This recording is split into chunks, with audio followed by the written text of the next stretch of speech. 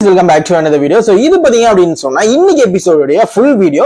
So இந்த video பொறுத்த வரைக்கும் நான் என்னென்ன விஷயங்கள் இன்னைக்கு நடந்துச்சு இது வரைக்கும் அப்படின்றத ஃபுல் டீடைல் தான் வந்து சொல்லிடுறேன். சோ இன்னைக்கு பாத்தீங்க அப்படின்னு சொன்னா இன்னைக்கு வந்து ப்ரொவிஷன் வந்து ரொம்ப வேகமா கொடுக்கல. அதனால பாத்தீங்க அப்படின்னு சொன்னா இவங்க இருந்த பழைய சாதம் அது இதெல்லாம் வச்சு வந்து லஞ்சு பிரேக்ஃபாஸ்ட் இந்த விஷயங்கள்லாம் வந்து பார்த்துட்டு இருந்தாங்க ஹவுஸ்மேட்ஸ் எல்லாருமே. அது மட்டும் இல்லாம நாமினேஷன் ப்ராசஸ் வந்து நடந்துச்சு. இன்னைக்கு வந்த 3 ப்ரோமோலுமே நாமினேஷன் தான் ஐயோ அப்படின்ற மாதிரி இருந்துச்சு. ஏன்னு பாத்தீங்கன்னு சொன்னா அந்த அளவுக்கு வந்து வருத்தெடுத்து 3 ப்ரோமோலையும் நாமினேஷன் வர்றதெல்லாம் ஓவரு. ஏன்னா முதல் ப்ரோமோல கொஞ்சம் அந்த எப்படி சொல்றது பிக் பாஸ் ஸ்மால் பாஸ் பிரிக்கிறது and second promo third promo எல்லாத்துலயுமே வந்து நாமினேஷன் அட போங்கடா அப்படின்ற மாதிரி இருந்துச்சு. அண்ட் கண்டென்ட் வந்து இன்னைக்கு பெருசா இல்லை அப்படின்னாலும் பட் குறிப்பிடத்தக்க ஒரு விஷயங்கள்லாம் இருந்துச்சு. அடுத்தது பாத்தீங்க அப்படின்னு சொன்னா நாமினேஷன் வந்து ரொம்ப பெரிய ப்ராசஸ் எல்லாம் நடக்கல. ஓரளவுக்கு வந்து ஆக்டிவிட்டி ஏரியால வச்சு எல்லாருமே வந்து கூப்பிட்டு கன்ஃபரன்ஸ் ரூம்ல எடுத்திருந்தாங்க. அதுல பாத்தீங்க அப்படின்னு சொன்னா 3 பேர் வந்து நாமினேட் ஆயிருந்தாங்க. அது யாருன்னு பாத்தீங்கன்னு சொன்னா விசித்ரா அண்ட் நம்ம சரவண விக்ரம், ரவீனா. சோ இதுல கண்டிப்பா நமக்கு தெரியும் யாரு போவாங்க அப்படின்னு சொல்லிட்டு சரவண விக்ரம் தான் போறாரு. சோ அதை கண்டிப்பா இந்த வார இறுதியில நம்ம பார்க்க முடியும். அண்ட் அதுக்கப்புறமா பாத்தீங்க அப்படின்னு சொன்னா இந்த நாமினேஷன் முடிஞ்சதுக்கு அப்புறமா எப்படா அந்த ப்ரொவிஷன் வரும் அப்படின்னு சொல்லி ரொம்ப ஆர்வமா எல்லாருமே பாத்துக்கிட்டு இருந்தாங்க. சோ இப்போ வந்து அப்போ வந்துருமா அப்படின்னு சொல்லிட்டு அதுக்கு ஒரு ப்ரிப்பேரேஷன் எல்லாம் பண்ணாங்க. ப்ரிப்பேரேஷன் என்ன பண்றாங்க அப்படின்றதா ரொம்ப ஒரு கவனிக்கப்பட வேண்டிய ஒரு விஷயம் வந்து எல்லாருமே பிக் பாஸ் பாத்துக்கிட்டே இருந்தாரு. ஏன்னா வந்து எல்லாருமே வாங்க எல்லாருமே கேப்டன் அப்படின்ற மாதிரி இந்த வாரம் வந்து பிக் பாஸ் அறிவிச்சிட்டாரு. பிகாஸ் ஏன்னு பாத்தீங்கன்னு சொன்னா அதுக்கு முந்தின வாரம் இந்த மாதிரிலாம் நடந்துச்சு. நீங்க இந்த வாரம் எல்லாருமே கேப்டன் மாதிரி இருந்துக்கோங்க, நான் வந்து வீட்டுல யார வேணாலும் கேள்வி கேட்பேன், நீங்க வந்து எல்லாருமே பொறுப்பா நடந்துக்கணும் அப்படின்ற மாதிரி பிக் பாஸ் சொல்லி இருந்தாரு. சோ இதுக்கு ஏத்த மாதிரி பாத்தீங்கன்னு சொன்னா எல்லாருமே தனக்குத்தானே கேப்டன், விஷ்ணு கேப்டன், நம்ம அர்ச்சனா கேப்டன், பூர்ணிமா கேப்டன், மாயா கேப்டன் அப்படின்னு சொல்லி அவங்களே கேப்டன் அப்படின்னு சொல்லிட்டு இருக்காங்க. அண்ட் ஒவ்வொருத்தரும் வந்து அவங்களுடைய கடமைகள் ஓரளவு பரவாயில்ல நல்லா தான் செஞ்சுட்டு இருந்தாங்க. அதே சமயத்துல எல்லாருமே டைனிங் டேபிள்ல உட்கார்ந்து இந்த முறை நம்ம போகும்போது ஒரே ஒருத்தர் தான் ப்ரொவிஷன் வந்து எடுக்க போலாம். அப்படி எடுக்க போறவங்க என்ன பண்ணணும்னு சொன்னா கண்டிப்பா இவ்வளவு சாமானியம் எடுத்தாகணும். லிஸ்ட் எல்லாம் போட்டுக்கிறாங்க. இந்த பேசிக் நீட்ஸ் எல்லா விஷயத்தையுமே வந்து பக்காவா சொல்லி தினேஷ் எல்லாருக்குமே கிளாஸ் எல்லாம் எடுத்து எல்லாருமே ரெடி. யாரு போனாலும் தட்டி தூக்கிட்டு வந்துருது. அதுக்கு இடையிலையும் விசித்ரா பாத்தீங்க அப்படின்னு சொன்னா விசித்ரா வந்து விஷ்ணு சொல்லி இருந்தாரு இந்த மாதிரி உங்களை மேபி கூப்பிட்டாலும் கூப்பிடுவாங்க அப்படின்னு. என்னையா கூப்பிடணும், என்ன பிக் பாஸ் என்னைய கூப்பிட்டுறாதீங்க அப்படின்னு நம்ம விசித்ரா வந்து கொஞ்சம் கோல்மால் பண்ணிக்கிட்டு இருந்தாங்க. இல்லைன்னா ரவீனா கூப்பிடலாம் அப்படின்னு சொல்லிட்டு ஒவ்வொருத்தரை சொல்லிக்கிட்டு எல்லாருமே ரெடியா இருக்கணும். இதெல்லாம் எடுத்துணும், பேசிக் நீட்ஸ் எல்லாம் அரிசி அப்புறம் இதெல்லாம் வந்து எடுத்துடணும். கண்டிப்பா இதெல்லாம் நமக்கு இல்லாம போற விஷயங்கள். மற்றபடி பால் எல்லாம் செகண்ட் ஐட்டம், ஃப்ரிட்ஜ் எல்லாம் வந்து தேர்ட் ஐட்டம், இந்த மீட் ஐட்டம்ஸ் எல்லாம் நம்ம தேர்ட் ஃபோர்த்ல பாத்துக்கலாம் அப்படின்னு மாதிரி சொல்லிட்டாங்க.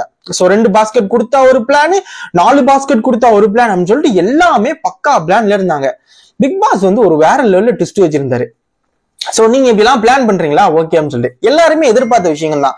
லைவ்ல பாத்துட்டு இருந்த எல்லாருமே வந்து கண்டிப்பா எதிர்பார்த்திருப்பாங்க. ஏன்னா வந்து இவ்வளவு பிளான் பண்றாங்க, அதுவும் எல்லாரும் ஒன்னா கூடி பிளான் பண்றாங்க அப்படின்னும் போதே கண்டிப்பா ஒரு ட்விஸ்ட் இருக்கும் அப்படின்ற மாதிரியே பிக் பாஸ் என்ன பண்ணியிருந்தாங்கன்னா ஓகே சோ நீங்க எல்லாருமே சேர்ந்து ஒருத்தரை டிசைட் பண்ணுங்க யாரு இதுக்கு வந்து போறாங்க அப்படின்னு சொல்லிட்டு உடனே சொன்னாங்க விஜய் வர்மா அப்படின்னு சொல்லி எல்லாருமே சொல்லி அவர் தான் வேகமா எடுப்பாரு, வேகமா வந்து எடுக்கிறதுக்கு ஈஸியா இருக்கும் அப்படின்னு சொல்லிட்டு விஜய் வர்மாவை செலக்ட் பண்ணிட்டாங்க. உடனடியா அர்ச்சனாவை கன்ஃபர்ஷன் ரூமுக்கு வாங்க அப்படின்னு சொல்லி பிக் பாஸ் கூப்பிட்டு இருந்தாரு. அர்ச்சனாவை போயிருந்தாங்க.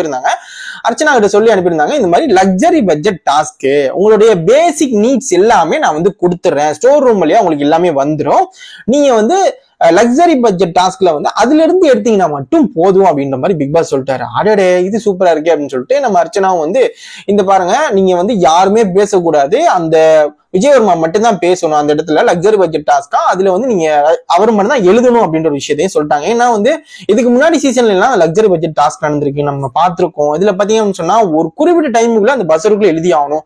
ஒரே டென்ஷன். ஒரு சிலருக்கு மட்டும்தான் அந்த டாஸ்க் பத்தி தெரியும், அந்த பிக் பாஸ் ஃபாலோ பண்ணவங்களுக்கு அந்த சீசன் பார்த்தவங்களுக்கு மட்டும் தான் தெரியும் இவங்க இப்படித்தான் நடக்கும். ஒரு சிலருக்கு தெரியாது. சரி ஓகே அதுல எழுதிடலாம் அப்படின்னு சொல்லிட்டு நம்ம பிளான் பண்ணிட்டாரு நம்ம விஜயவர்மா. சோ அதுக்கப்புறமா பாத்தீங்க அப்படின்னு சொன்னா பேசிக் நீட்ஸ் எல்லாமே வந்துருந்துச்சு. பால்ல இருந்து அரிசில இருந்து எல்லாத்தையுமே அனுப்பியிருந்தாரு பிக் பாஸ். இவங்க எல்லாருக்குமே ரொம்ப ஹாப்பி. ஏன்னா பிக் பாஸ் இப்படி அனுப்பிட்டாரு அப்படின்னு சொல்லிட்டு ரொம்பவே ஹாப்பியா இருந்தாங்க. அண்ட் தேவைக்கு அதிகமாவே அனுப்பியிருக்காரு. உடனே மாயா சொல்றாங்க என்னன்னா இது வந்து இந்த வாரத்துக்கு முடியல 4 வாரத்துக்கு மொத்தமா அனுப்பிட்டாங்க போல, நம்ம கொஞ்சம் கொஞ்சமா வச்சு பாவிக்கணும் அப்படின்ற மாதிரி சொன்னாங்க. பட் இருந்தாலும் அவங்க என்ன பண்ணாங்கன்னு தெரியுமா, அந்த பால் எடுத்துட்டு உடனடியா ஓடி போயிட்டு டீ போட்டு எல்லாருக்குமே குடிச்சுக்கிட்டாங்க. சோ 4 வாரத்துக்கு சேர்த்து அனுப்பியிருக்காங்க அப்படின்னு சொல்லி சொன்ன மாயாவே இந்த மாதிரி பண்ணிக்கிட்டாங்க. அந்த மாதிரி இருந்தாலும் அதுக்கப்புறமா வந்து நீங்க பேசிக் நீட்ஸ் எல்லாம் உங்களுக்கு அனுப்பியாச்சு. நெக்ஸ்ட் வந்து லக்ஸரி பட்ஜெட் டாஸ்க், அதுல நீங்க மட்டும் தான் எழுதணும்னு சொன்னா விஜய் வர்மாக்கு ஓகே பெரிய போர்டு ஒன்று கொடுத்து அனுப்பியிருந்தாங்க. அந்த போர்டுல பாத்தீங்கன்னு சொன்னா பிளாஸ்மால வரக்கூடிய விஷயங்களை வந்து நீங்க பார்த்து எழுதி ஆகணும். இவரும் வந்து எழுத ஆரம்பிக்கிறாரு. கிட்டத்தட்ட ரொம்ப நேரம் விட்டாங்க. எனக்கு தெரிஞ்சு ஒரு 5 நிமிஷமாவது இருக்கும் காய்ஸ், 5 நிமிஷத்துக்கு மேல இருக்கும்னு நினைக்கிறேன். அந்த அளவுக்கு வந்து வேற லெவலில் விட்டு இருந்தாங்க.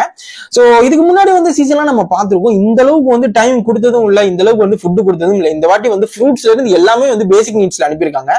ஃப்ரூட்ஸ் பேசிக் நீட்ஸா ஓகே. சோ அவங்க எல்லாமே அனுப்பியிருக்காங்க. சோ அதை அனுப்பியிருந்தாலும் எக்ஸ்ட்ராவா உங்களுக்கு என்னெல்லாம் வேணும், மட்டன், சிக்கன், என்னென்ன வேணுமோ எல்லாமே எழுதலாம் அப்படின்னு சொல்லிட்டு எக்கச்சக்கமான ஐட்டம்ஸ் வந்து கொடுத்திருந்தாங்க. அதுல இவர் கிட்டத்தட்ட 15 ஐட்டத்துக்கு மேல எழுதியிருந்தாரு. எல்லாத்தையுமே பிக் பாஸ் எக்ஸெப்ட் பண்ணிட்டாரு அப்படின்றது ரொம்ப விசித்திரமான ஒரு விஷயம் இருந்துச்சு. நம்ம இதுக்கு முன்னாடி பார்த்த சீசன்ல எல்லாம் லக்ஸரி பட்ஜெட் எல்லாம் எப்படி இருக்கும்னு உங்களுக்கே தெரியும். நீங்க கண்டிப்பா கீழே கமெண்ட் பண்ணலாம். சோ எந்த அளவுக்கு வந்து ஒரு குறிப்பிட்ட ஒரு 3-4 ஐட்டம் எழுதும் போதே பசர் அடிச்சிருவாங்க. இந்த வாட்டி வந்து ரொம்ப அதிகமான டைம் கொடுத்திருந்தாங்க. இந்த வாட்டி ஏன் இவ்வளவு அதிகமான டைம் பாத்தீங்கன்னு சொன்னா, இந்த வாட்டி வீட்டுல நிறைய பொருட்கள் இருந்தாகணும். ஏன்னா ஃபேமிலிஸ் வந்து நிறைய பேர் வருவாங்க. பிகாஸ் கிட்டத்தட்ட 11 பேர் 12 பேருக்கு மேல இருக்காங்க அப்படின்ற பட்சத்துல கண்டிப்பா உள்ள வந்தாகணும் இல்லையா? அப்ப அவ்வளவு பேர் வர்றதுக்கு வந்து கண்டிப்பா இவங்களால ஏதாவது கொடுத்தாகணும். இதுக்கு முன்னாடி சீசன்ல எல்லாம் பொருட்கள் பற்றாக்குறை காரணமாக வந்து கொடுத்து கேளாத நிலைமையெல்லாம் வந்துச்சு. அந்த மாதிரிலாம் இந்த சீசன் இருக்கவே கூடாது. பெர்ஃபெக்டா இருக்கணும். இந்த சீசன்ல வந்த பிக் பாஸ் ஹவுஸுக்கு வந்தோம், அதை செம்மையா வந்து நம்மளை வந்து ஆதரிச்சு அனுப்பினாங்க அப்படின்ற மாதிரி இருக்கணும். அப்படின்றதுக்காண்டி கண்டிப்பா வந்து பிக் பாஸ் எல்லா ஐட்டமே கொடுத்துருக்காங்க. இவங்க சாப்பிட்டு முடிச்சிருவாங்களே அப்படின்ற டவுட் இருக்கு. ஏன்னா இன்னைக்கு அப்படிதான் பண்ணிட்டு இருந்தாங்க. எல்லாத்தையுமே எடுத்து அவங்க பாடல சாப்பிட ஆரம்பிச்சிட்டாங்க.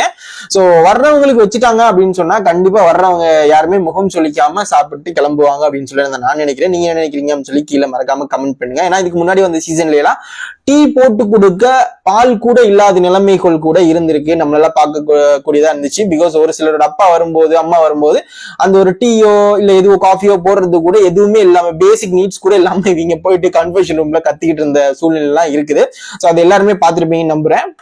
அண்ட் நெக்ஸ்ட் பாத்தீங்க அப்படின்னு சொன்னா நாமினேஷன்ல நம்ம விசித்ரா அண்ட் சரவண விக்ரம் அண்ட் அதுக்கப்புறமா ரவீனா இவங்களை பாத்தீங்கன்னு சொன்னா சரவண விக்ரம் போறதுக்கான சான்சஸ் இருக்கு. மேபி டபுள் எவிக்ஷனா இருந்துச்சு அப்படின்னு சொன்னா ரவீனாவும் போறதுக்கான சான்சஸ் இருக்கு அப்படின்னு தான் சொல்லணும்.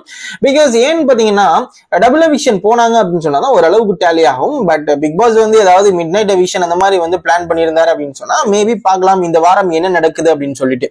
ஓகே, சோ இன்னைக்கு நடந்த விஷயங்களை பத்தி நீங்க என்ன நினைக்கிறீங்க? சோ டாஸ்க் எதுக்குமே இன்னும் கொடுக்கப்படல. சோ சின்ன சின்ன விஷயங்கள் வந்து போனாலும் எந்த ஒரு ஃபைட்டுமே இல்லாம ரொம்ப ஸ்மூத்னஸா போயிட்டு இருக்கு. ஒரே ஒரு சின்ன ஃபைட் இருந்துச்சு, அதையும் கண்டிப்பா நான் சொல்லி ஆகணும். நம்ம விசித்ரா அண்ட் மாயா கடையிலான ஒரு ஃபைட். அது என்னன்னு பாத்தீங்கன்னா நாமினேட்ல அதுக்கு முன்னாடி வந்து ஸ்மால் பாஸ் பிக் பாஸ் வந்து பிரிக்கும் போது ஒரு விஷயம் நடந்துருந்துச்சு. அந்த ஸ்மால் பாஸ் பிக் பாஸ் வந்து பிரிக்கும் போது மாயாவும் பூர்ணிமாவும் ஒன்னா இருக்க கூடாது அப்படின்ற ஒரு விஷயத்த வந்து சொல்லியிருந்தாங்க. இந்த வாரம் பாத்தீங்கன்னா யாரு வேணாலும் உள்ள போலாம், யாரு வேணாலும் வெளியே வரலாம், எல்லாரும் எங்கேயும் போலாம் அப்படின்ற ஒரு சூழ்நிலை இருக்கிற பட்சத்துல ஏன் வந்து இந்த மாதிரி பிரிச்சு போடக்கூடாது அப்படின்னு சொல்லி சொன்னாங்க அப்படின்னு சொல்லி தெரியல. நம்ம விசித்ரா சொல்லியிருந்தாங்க, நீங்க 2 பேருமே ஒன்னா இருந்தீங்கன்னு சொன்னா எங்க எல்லாரோட கேமும் வந்து பாதிக்கப்படும், நீங்க வந்து ஒன்னாவே விளையாடிட்டு போயிருவீங்க, இதெல்லாமே தப்பு அப்படின்ற மாதிரி சொல்லிக்கிட்டு இருந்தாங்க. இதனால அவ காண்டான மாயா வந்து விசித்ரா கிட்ட கத்தி இருந்தாங்க, நீங்க வந்து இப்படிலாம் சொல்லக்கூடாது, நாங்க வந்து ஒன்னா இருந்தா உங்களுக்கு என்ன ப்ராப்ளம், நீங்க வந்து ஏன் திருப்பி மாயா பூர்ணிமான்னு சொல்லி ப்ராப்ளம் பண்ணிட்டு இருக்கீங்க, நீங்க ப்ரோமோல கூட பாத்திருப்பீங்கன்னு நினைக்கிறேன். சோ இந்த மாதிரி விஷயங்கள் ஒரு சின்ன சின்ன சண்டைகள்லாம் போயிருந்துச்சு. அதுக்கப்புறமா அதை காரணமா வச்சே வந்து மாயா குத்தினாங்க அப்படின்ற ஒரு விஷயமும் இருக்குது அப்படின்னு சொல்றதை நீங்க பார்க்க முடியும். ஓகே गाइस, சோ இன்னைக்கு எபிசோட் பத்தின உங்க கருத்துக்களை வந்து கீழே மறக்காம கமெண்ட் பண்ணுங்க. இன்னொரு சூப்பரான வீடியோ நான் உங்களை மறுபடியும் சந்திக்கிறேன். நெக்ஸ்ட் டைம் நாளைக்கு வந்து கூடிய சீக்கிரம் நம்ம ரிவ்யூ வந்து போட்டுருவோம். இந்த வீடியோ பிடிச்சிருந்தா மறக்காம ஷேர் பண்ணுங்க. Thank you, good bye.